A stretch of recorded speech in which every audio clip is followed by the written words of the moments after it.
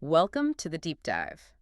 Today, we're really digging into something huge, something vital, but maybe something you haven't thought about in quite this way: global freedom. Yeah, and to kick things off, there's this one statistic that just stops you in your tracks. Right. I saw it and had to read it twice. 53% of the world's population, that's what, over 4.3 billion people currently living under authoritarian rule. It's staggering. Just let that sink in for a second. Mhm. More than half of humanity. It really puts things in perspective. It does. And, people are often surprised because we hear a lot about other global crises, right? Yeah. Refugees, disasters, poverty. Absolutely, those get headlines. They do.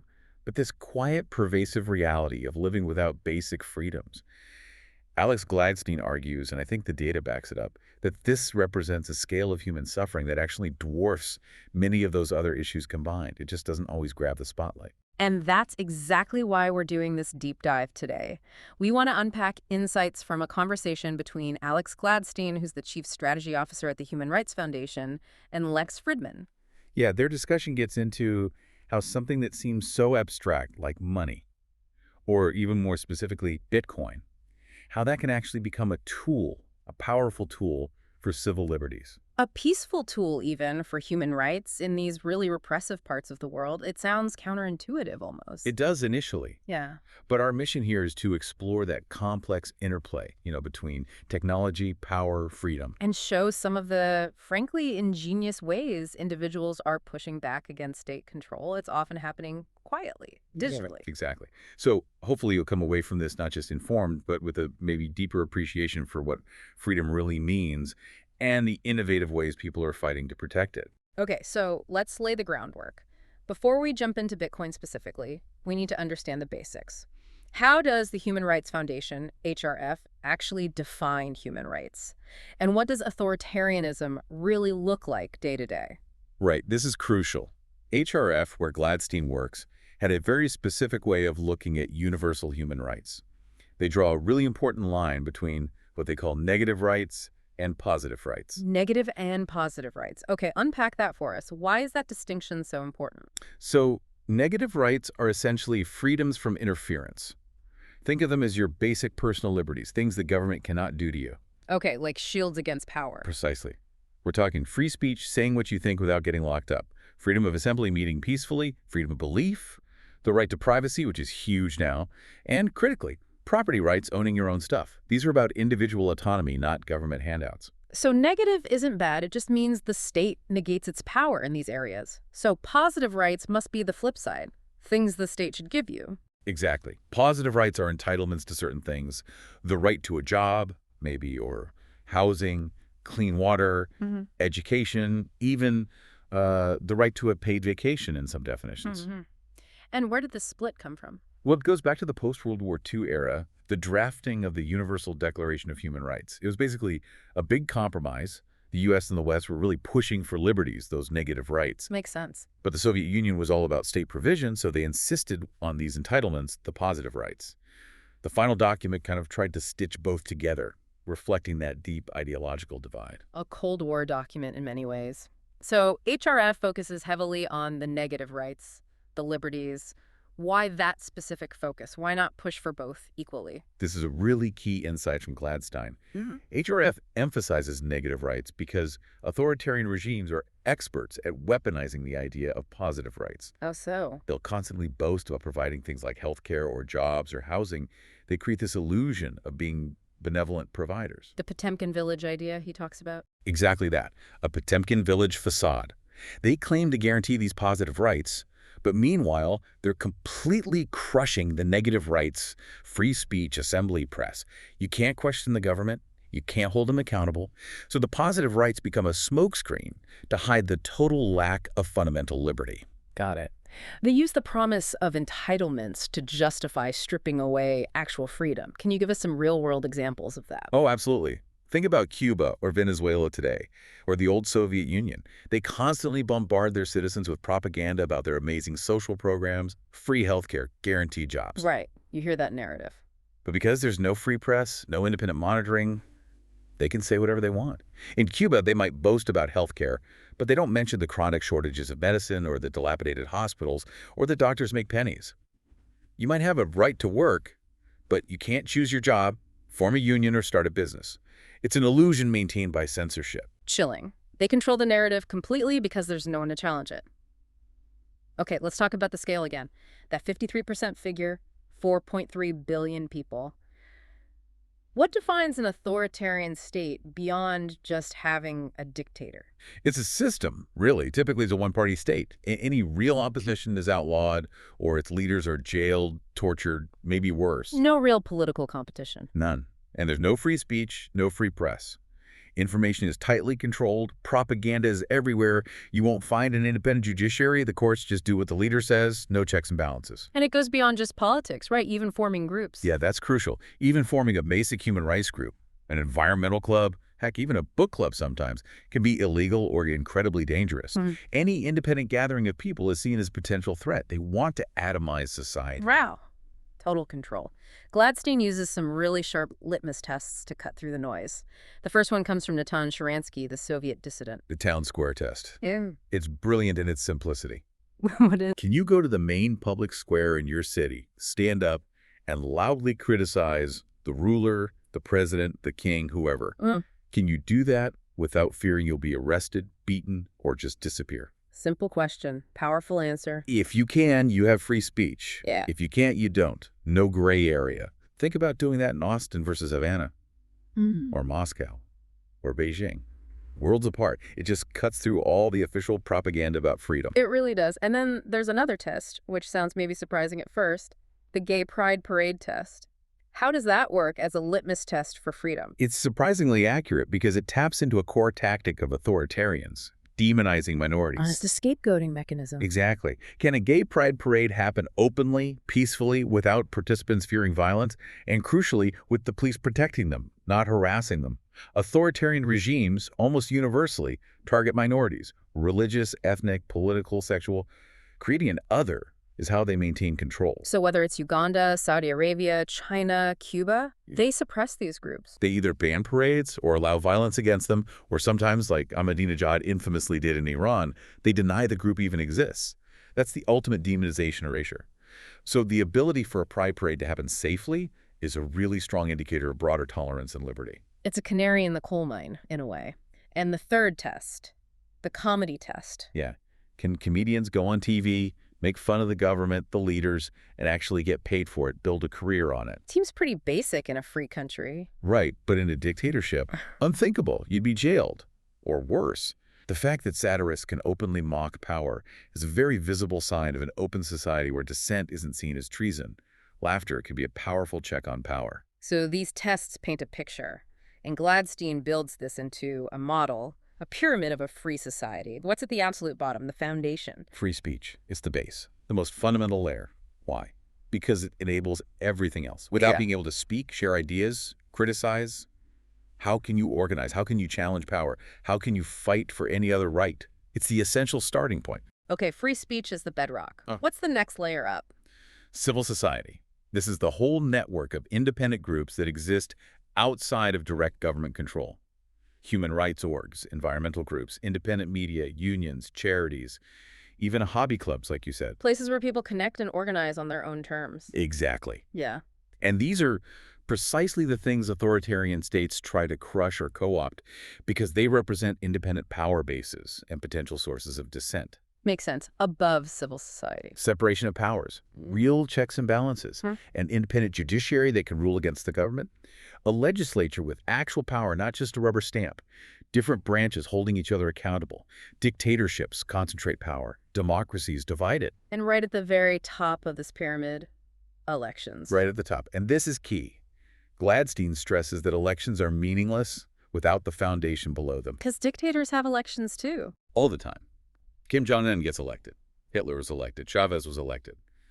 But without free speech, without civil society, without checks and balances, what do those elections mean? They're just theater, a way for dictators to pretend they have legitimacy. That pyramid model really clarifies how freedom is built or dismantled. And he uses another powerful image, the authoritarian state, as a political desert. Yeah, it's a really vivid analogy. In this desert landscape created by the dictator, the only things that can really survive and thrive are the scorpions and cacti, the extremists. Why them? Because the regime actively crushes the moderates. Anyone seeking peaceful reform, dialogue, compromise, they're seen as the biggest threat, so they get eliminated first. Hmm. The regime wants the only visible opposition to be violent extremists. Why would they want that? So they could turn to the outside world, to other countries, and say, look, it's either us, the stable regime, or these dangerous terrorists. You have to support us. It's a cynical trap. They create the very monster they claim to be fighting just to justify their own grip on power. That's profoundly disturbing. Engineering extremism to maintain control. Okay, so that's the bleak landscape. Now let's bring in technology. It seems like it cuts both ways in this fight. Absolutely. A total double-edged sword. Gladstein talks about how initially HRF and others saw tech primarily as a tool for liberation, breaking down those information walls. Right, you mentioned examples earlier. Tell us more about that good news side. Well, take Cuba. For years, HRF activists would smuggle in backpacks. Not with weapons, but with information. USB drives, DVDs, things like the movie V for Vendetta, dubbed into Spanish. Really? V for Vendetta? Yeah, for underground library movements, people would secretly gather in homes, watch these films, discuss ideas of freedom and resistance. It was incredibly brave, using simple tech to share forbidden ideas. That's amazing. And North Korea, even more isolated. Even more so. They have this program, Flash Drives for Freedom. They've managed, through activists and even balloon drops, to get over 100,000 USB flash drives into the country. 100,000 into North Korea. Yeah. And think what's on them. Films, books, South Korean dramas, Wikipedia articles. Huge amounts of information on a tiny little stick. Compare that to trying to smuggle in crates of books decades ago. It's a quantum leap in how easily information can bypass censors. A thumbnail-sized device carrying a library. That sounds almost like game over for the censors. But you said double-edged sword. Where does the tech turn dark? This is where Gladstein gets really concerned. He talks about the rise of AI, big data analysis, Yeah. in the hands of authoritarian states. He calls it the automation of oppression. Automation of oppression. That sounds bad. It is. The same tech that connects us can be used for total control. And the most terrifying real-world example right now is what China is doing in Xinjiang, particularly to the Uyghur population. Okay, tell us about that. What's happening? It's a dystopian surveillance state, frankly. Hundreds of millions of cameras, many with facial recognition that can reportedly even identify ethnicity, Uyghur versus Han Chinese. Wow. Every home has a QR code police can scan to get instant data on the residents. Mandatory DNA collection from everyone, fed into databases, analyzed by algorithms, looking for signs of disloyalty or potential extremism. This is happening now. Right now. They have purpose-built supercomputers crunching all this data. Gladstein calls it digital Leninism, using cutting-edge tech to achieve unprecedented levels of centralized control.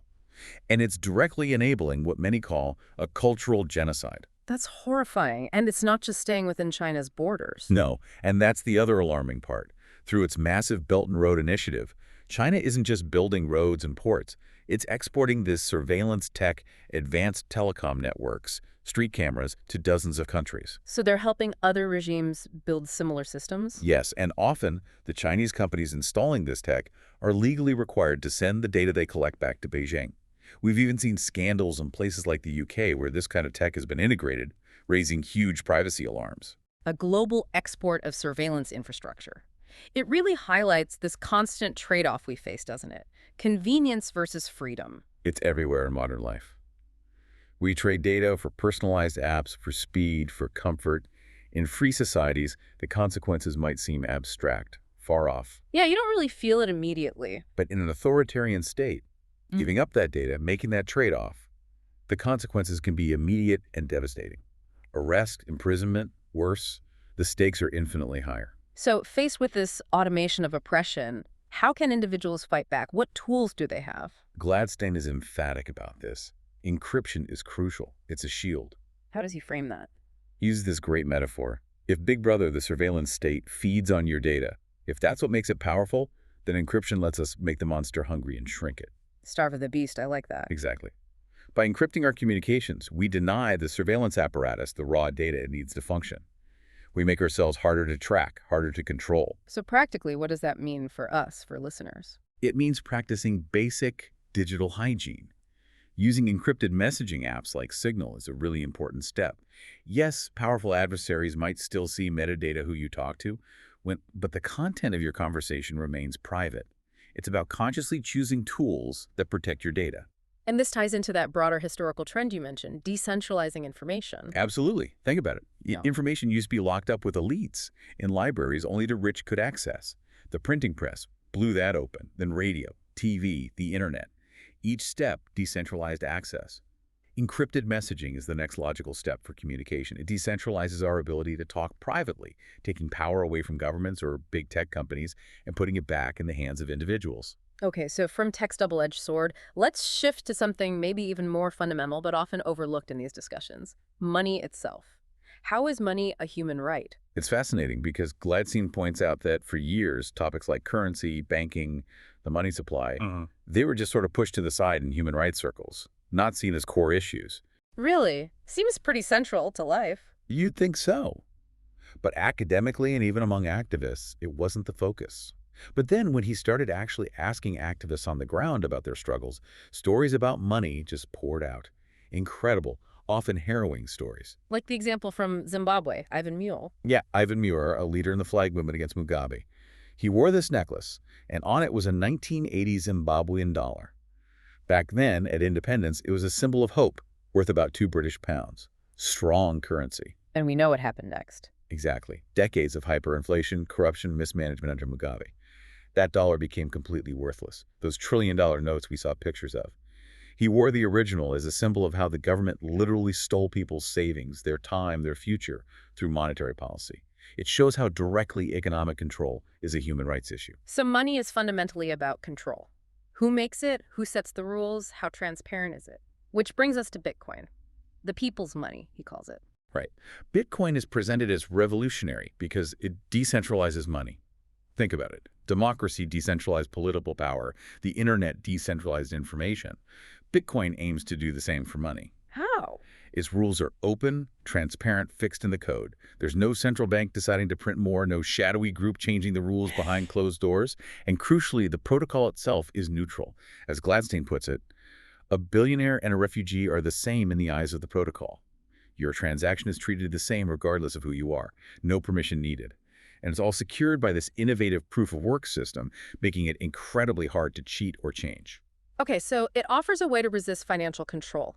What are the two main ways Gladstein sees Bitcoin directly helping people fight for freedom in repressive places? The first is its function as a sovereign savings account that's resistant to debasement. This is huge. Why is debasement proof so important? Inflation exists everywhere. True, but the scale is different. If you live in a stable Western democracy with a reserve currency, and Gladstein points out that only about 13% of the world's population inflation might be annoying, maybe 2%, 5%, even 7% recently. But for the other 87%, almost 7 billion people, their governments can and often do print money recklessly. Their currencies collapse. Right, we hear about hyperinflation in certain countries. It's more common than you think. He highlights nearly 1.3 billion people living under double or triple-digit inflation right now. Nigeria, 200 million people, inflation over 15%. Turkey, 100 million, similar rates. Argentina, 45 million people, 40% inflation year after year. Imagine your savings losing half their value annually. That's devastating. Your life's work just evaporating. It literally steals people's time and energy. So Bitcoin offers a way out, a permissionless savings account. You don't need a government ID. You don't need a bank's approval. You can hold Bitcoin yourself, protecting your wealth from that government-induced inflation. He's spoken to people in Sudan, Syria, Venezuela, using it just for this basic financial survival. Okay, so protection from inflation is number one. What's the second key mechanism? It's Bitcoin as an unstoppable payments network. Think about financial sanctions, often imposed by powerful countries like the U.S. They're meant to target regimes, but they frequently end up cutting off entire populations from the global financial system. Right, hurting ordinary people who need to import food or medicine. Exactly. Countries like Cuba, Iran, Palestine, people there find it incredibly hard to use traditional banking to send or receive money internationally. Bitcoin offers a way around that. Circumventing the blockades. Yes. People are using it for commerce, for remittances, sending money home to family. Traditional services like Western Union can charge huge fees, 5%, 10%, sometimes more, and take days, especially to difficult regions. Bitcoin can be much cheaper, faster, and bypasses those controls entirely. It's a financial lifeline. That's incredibly practical. But how accessible is this really? Does everyone need to be a tech wizard, especially people in developing economies? That's where the smartphone revolution comes in. By the end of 2022, estimates were 5 to 6 billion smartphones globally.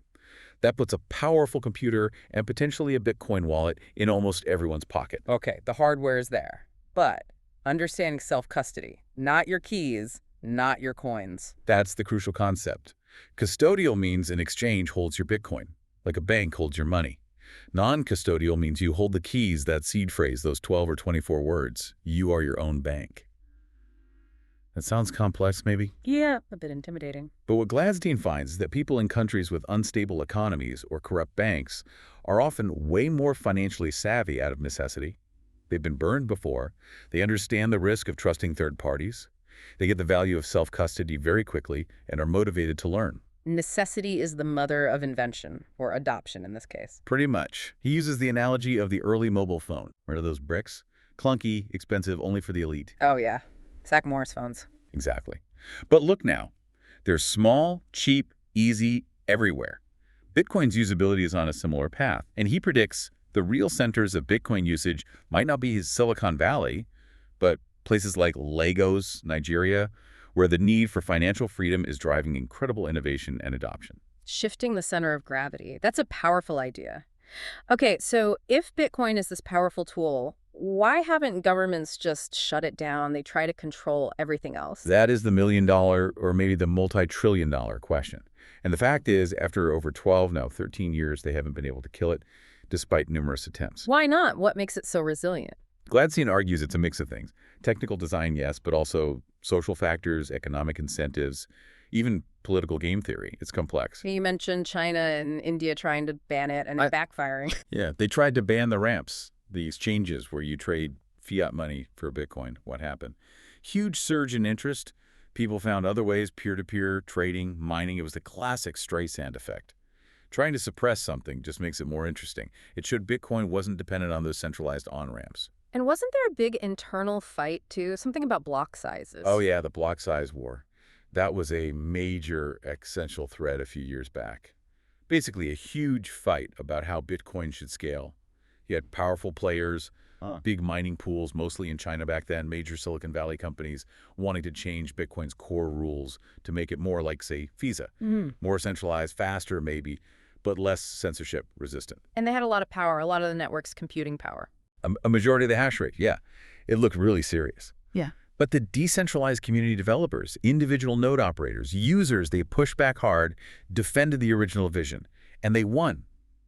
Bitcoin survived. It proved that even a massive coalition of powerful interests couldn't just hijack the protocol. That was a huge testament to its decentralization. Wow. So it resists external government attacks and internal corporate power grabs, which leads us to maybe the most powerful idea Gladstein discussed: Bitcoin as a Trojan horse. This is such a brilliant metaphor, really captures something unique about Bitcoin. Right, break it down. We know the myth.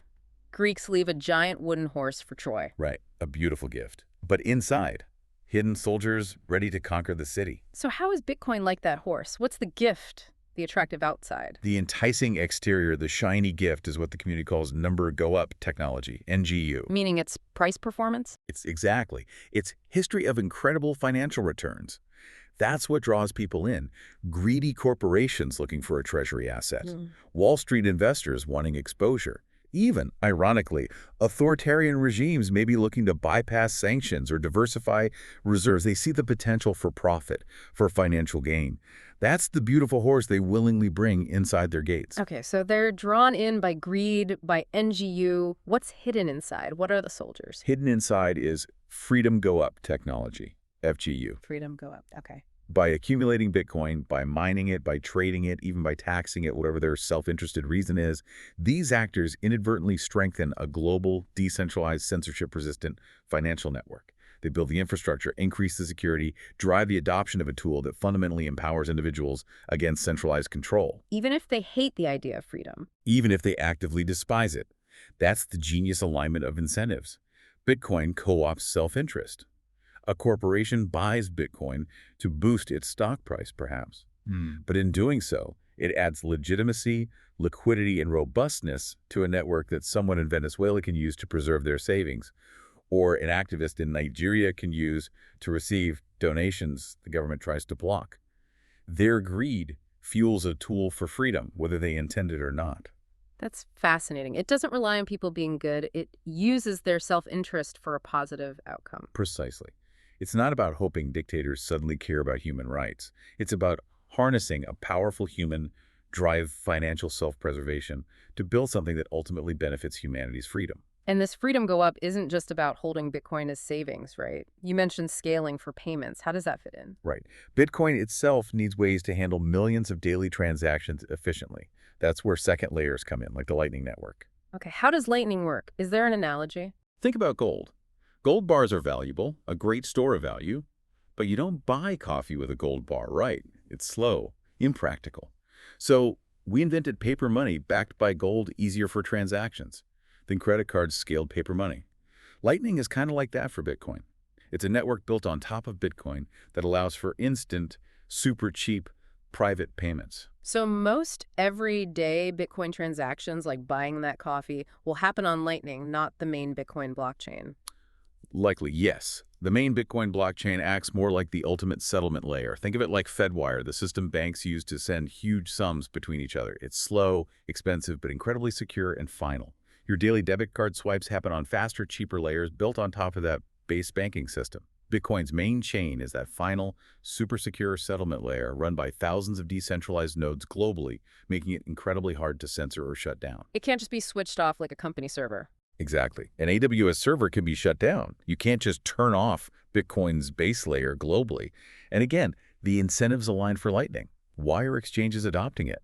Not necessarily because they love privacy, although Lightning is much more private. They're adopting it because it's cheaper and faster for them. Bingo. It saves them money on transaction fees. So once again, their self-interest drives adoption of a technology that also happens to enhance user privacy and freedom. And just a quick clarification. People throw around the term blockchain, but Gladstein rightly points out the real magic of Bitcoin, its security, comes from proof of work, that energy-intensive process that makes changing the past incredibly expensive, almost impossible. That's the core innovation ensuring its integrity. So the Trojan horse isn't just sitting there, it's actively being rolled further into the city by actors pursuing their own gain.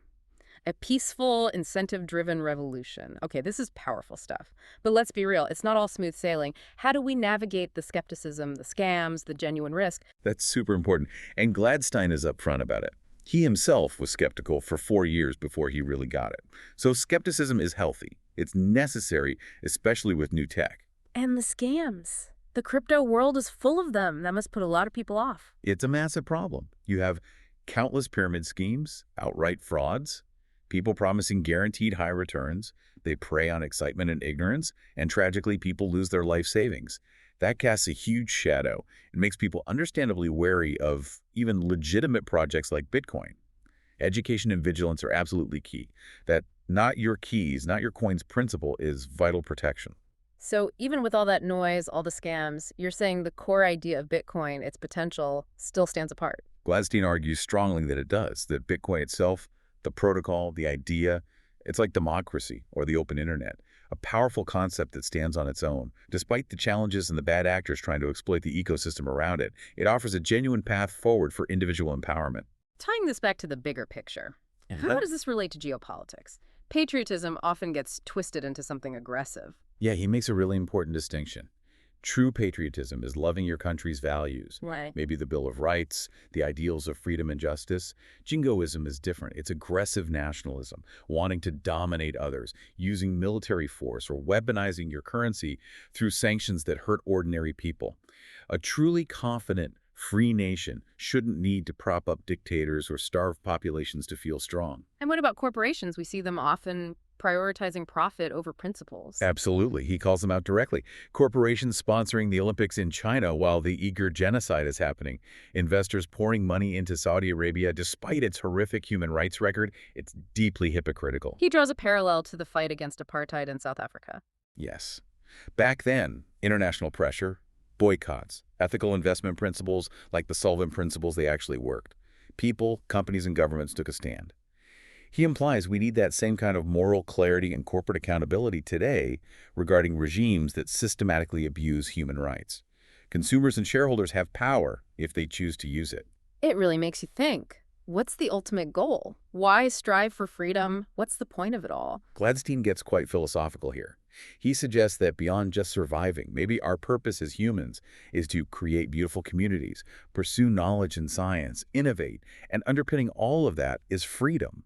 Freedom is the soil where human potential can actually flourish.